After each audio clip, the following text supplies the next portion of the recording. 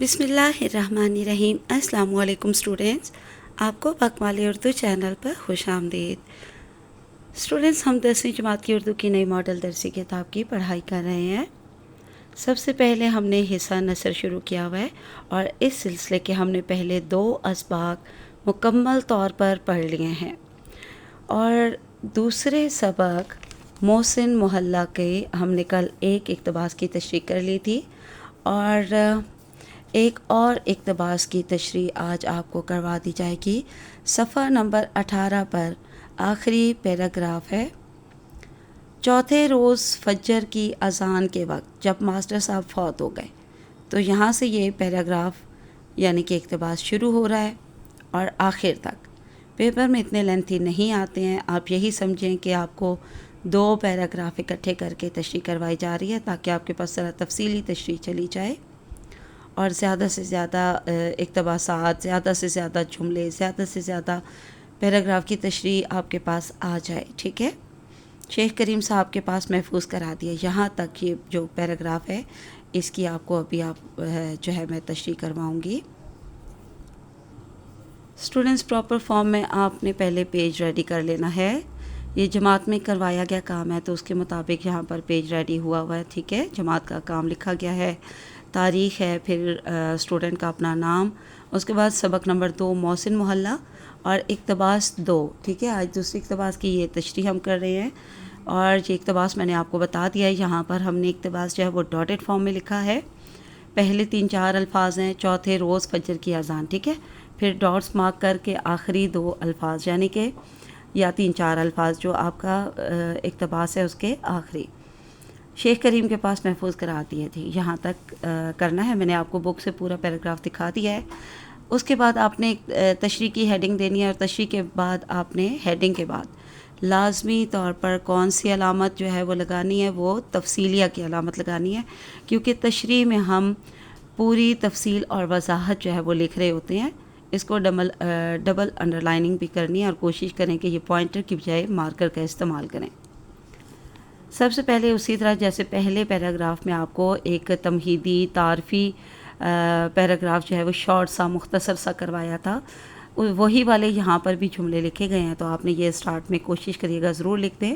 نہیں بھی لکھیں گے تو ویسے کوئی بات نہیں، لیکن اگر آپ کو اچھے سے مصنف کے بارے میں معلوم ہے اور لکھ دیں گے تو ذرا اچھا امپریشن جائے گا، ٹھیک ہے۔ اشفاق احمد بنیادی طور پر قصہ کو ادیب اور کہانی نویس تھے۔ ان کا لہجہ دھیما یعنی کہ آہستہ، نرم لہجہ، آہستہ لہجہ اور مٹھاس سے بھرپور تھا، بہت میٹھا، بہت شیریں، بہت اچھے الفاظ جو دل پر اثر کر جائیں، پرتاثیر الفاظ، ٹھیک ہے۔ ان کے دل میں عوام الناس کو سنوارنے کا جذبہ بھرا پڑا تھا۔ یہاں پہ تعارفی پیراگراف مکمل کر لینا آپ نے، اس کے بعد آپ نے اقتباس کی تشریح کی طرف آ جانا ہے۔ یہ اقتباس اشفاق احمد کے افسانے محسن محلہ سے لیا گیا ہے۔ اس میں محسن محلہ کے لوگوں کا ماسٹر الیاس سے سلوک پیش کیا گیا ہے۔ ماسٹر الیاس 3 دن تک مسلسل اہل محلہ سے 200 روپے ادھار مانگتا رہا، لیکن کسی نے بھی اس کی مدد نہ کی۔ مالک مکان نے اس کا سامان ٹرانسفارمر کے نیچے رکھ دیا، پھر بھی کسی کو اس پر ترس نہ آیا، کوئی رحم نہ آیا، کوئی ہمدردی نہ کی کسی نے، اور کسی قسم کا اس پر کوئی احسان کرنے کی کوشش نہ کی، حالانکہ انہوں نے اپنے محلے کا نام جو ہے محسن محلہ رکھا ہوا تھا۔ یہاں پر ایک حوالہ جاتی شعر لکھا ہے جو آپ ضرور لکھیے گا۔ کرو مہربانی تم اہل زمیں پر، خدا مہرباں ہوگا عرش بری پر۔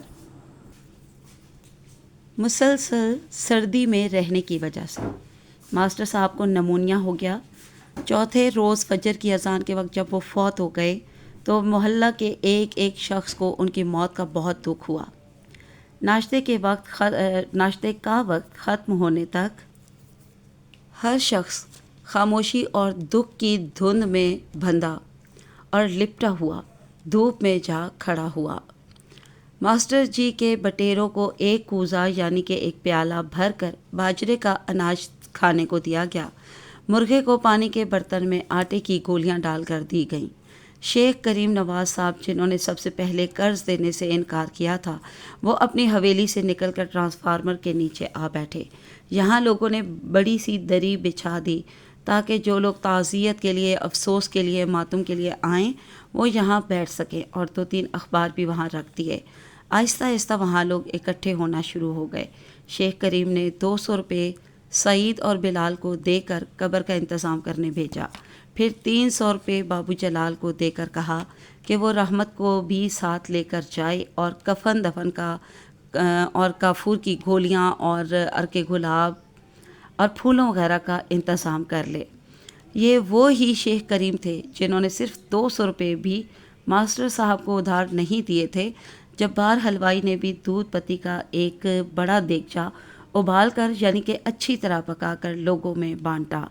پھر محلے کے سب لوگوں نے تیسرے دن جو کل کی دعا ہونی تھی اس کے لیے پیسے اکٹھے کیے، اور دیکھتے ہی دیکھتے سب محلے والوں نے 811 روپے اکٹھے کر کے شیخ صاحب کے پاس حفاظت سے رکھوا دیے، جن کا اب اس مردہ شخص کو کوئی فائدہ نہ تھا۔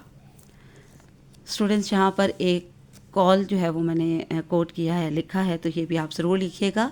ایک کال ہے کہ زندہ انسان کے چہرے پر مسکراہٹ لانا قبر پر 1000 گلدستے رکھنے سے بہتر ہے۔ اب یہاں پہ تبصرہ دیکھ لیجئے، میں نے پہلے آپ کو پہلے پیراگراف میں نہیں کروایا، لیکن اس پیراگراف کے مطابق بھی آپ ضرور جو ہے نا، یہ بھی تھوڑا سا لینتھی ہو گیا، بے شک 3-4 جملوں پر مبنی ہی تبصرہ لکھیں، لیکن اپنی ذاتی رائے، اپنا خیال جو ہے وہ تبصرے کی ہیڈنگ میں ضرور تحریر کیا کریں، ٹھیک ہے؟ تو یہاں پر دیکھتے ہیں، اس اقتباس سے پتہ چلتا ہے کہ ماسٹر الیاس کی پریشانی کو لوگوں نے تفریح کا ذریعہ سمجھا۔ وہ اپنی ذات سے لوگوں کی بے حسی کا انتقام لے رہا تھا، لکھا ہوا ہے، بہرحال آپ لے رہے تھے، آخر ماسٹر صاحب سے چلیں ذرا تھوڑا عزت سے جو ہے نا لکھنا چاہیے، لے رہے تھے، اور پھر بے یار و مددگار بے بسی کی حالت میں آخر میں انہوں نے موت کو گلے لگا لیا۔ اس کے گرد موجود لوگوں نے اپنا پیسہ ڈوب جانے کے ڈر سے مدد بالکل نہ کی۔ یہ کیسی انسانیت ہے؟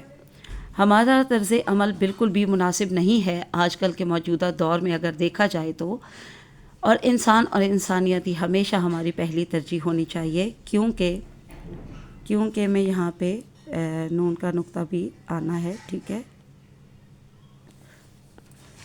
پھر یہاں پہ آخر میں ایک شعر لکھا ہے، درد دل کے واسطے پیدا کیا انسان کو، ورنہ طاعت کے لیے کچھ کم نہ تھے کروبیاں۔ تو یہ کروبیاں کا معنی بھی بتا دیتی ہوں کہ یہ فرشتے، اس کا معنی ہے فرشتے۔ تو چلیے آج کے لیے اتنا ہی کافی ہے، اور آپ کے جو مشق میں ایک پیراگراف دیا گیا ہے اس میں پورے سبق کا مرکزی خیال یا خلاصہ سمجھ لے وہ آتا ہے، وہ ایک پیراگراف جو ہے وہ ضرور پڑھ لیجیے گا۔ میں آپ کو ابھی بلکہ دکھا دیتی ہوں، یہ یہاں پر اپنی بک میں دیکھ لیجئے، ٹیکسٹ بک جو ہے آپ کی، اس میں صفحہ نمبر 19 پر یہ جو ہے لکھا ہوا ہے ایک پیراگراف، تو میں نے ساتھ یہاں پہ ہیڈنگ دی ہے مرکزی خیال یا تلخیص۔ تو یہ آپ کے پورے سبق کا مرکزی خیال بھی ہو سکتا ہے، مختصر سا خلاصہ یا تلخیص بھی ہو سکتی ہے، ٹھیک ہے؟ اس کو اچھی طرح سے پڑھ لیں، اس کے جتنے جملے آپ کے ذہن میں رہیں وہ آپ اپنی تشریح کی طوالت کے لیے ضرور استعمال کریں، تشریح میں تفصیل اور وضاحت لانے کے لیے ضرور لکھیں، بہت اچھا امپریشن جائے گا۔ اشفاق احمد نے اس افسانے میں ہمارے معاشرتی منافقانہ رویے کا پردہ چاک کیا ہے کہ ہم ہمدردی اور نیکی کی وجہ سے کسی زندہ انسان کی مدد کرنا گوارا نہیں کرتے، کیونکہ ہمیں اپنے وسائل اور روپے پیسے کے ڈوبنے کا اندیشہ ہوتا ہے، جبکہ اپنی ذاتی نیک نامی اور اس کی نمود و نمائش کے لیے ایک مردہ انسان پر کئی گنا زیادہ پیسے خرچ کرنے کے لیے تیار ہو جاتے ہیں۔ یہ ہمارے معاشرے کا المیہ ہے، اگرچہ معاشرے کے زندہ ہونے کی نشانی یہ سمجھی گئی ہے کہ اس میں رہنے والے انسان ایک دوسرے کے دکھ درد، غمی خوشی میں کسی حد تک ایک دوسرے کی مدد کرتے ہیں۔ ابھی زیادہ وقت نہیں گزرا کہ ہمارا اپنا معاشرہ باہم ایثار و قربانی کی روایات کا علم بردار تھا۔ اشفاق احمد کو معاشرے سے رفتہ رفتہ اٹھتی ان اقدار و روایات پر افسوس ہے، اسی لیے انہوں نے ماسٹر الیاس کے ساتھ ہونے والے سلوک کے ذریعے ہمیں باخبر کیا ہے کہ اس طرح ہمارا یہ طرز عمل بالکل بھی مناسب نہیں۔ انسان اور انسانیت ہی ہماری اولین ترجیح ہونی چاہیے، ذاتی نمود و نمائش کے لیے نہیں، بلکہ انسانی ہمدردی کے نقطۂ نظر سے نیکی اور بھلائی کے کام کرنے چاہیے۔ تو چلیں بیٹا، آج کے لیے اتنا کافی ہے۔ بہت اچھی طرح سے اپنے اقتباسات کی تشریح کیا کریں اور بہت اچھی تیاری کیا کریں ہر ایک چیز کی۔ یہ آپ کو معلوم ہے کہ فیڈرل بورڈ میں آپ کا حصہ سوم میں سوال نمبر 3 جو ہوتا ہے وہ اقتباس کی تشریح ہوتی ہے، تو بہت ہی امپورٹنٹ سوال ہے، یہ پورے 5 نمبر کا سوال ہے یہ، تو آپ نے بہت اچھی اس کی تیاری کرنی ہے۔ تو آج کے لیے اتنا کافی ہے۔ اللہ حافظ اینڈ فی امان اللہ۔